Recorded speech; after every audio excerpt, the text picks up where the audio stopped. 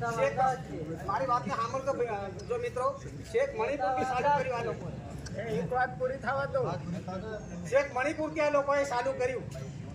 મણિપુરથી ચાલુ કર્યું તો મધ્યપ્રદેશમાં પેશાબ કાંડ કર્યો.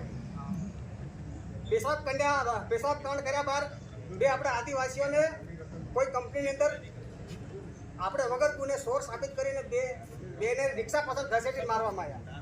ત્રીજું ચાલુ કર્યું તો પશ્ચિમ બંગાળની અંદર ચાલુ કર્યું. ચોથું ચાલુ કર્યું તો આપણા ઘર આંગણે ગુજરાતમાં આવી ગયું, દાહોદમાં આવી ગયું, સિંગવડમાં આવી ગયું, તોયણી ગામમાં આવી ગયું.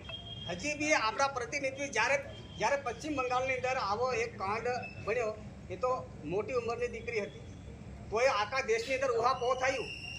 આ તો નાનું કુમળું બાળક હતું, એને હજુ ક ખ બોલતા નથી આવડતું, ક ખ શીખવા ગયું છે નિશાળ ઉપર. ત્યારે આવા હવસનો ભૂખ્યો આશય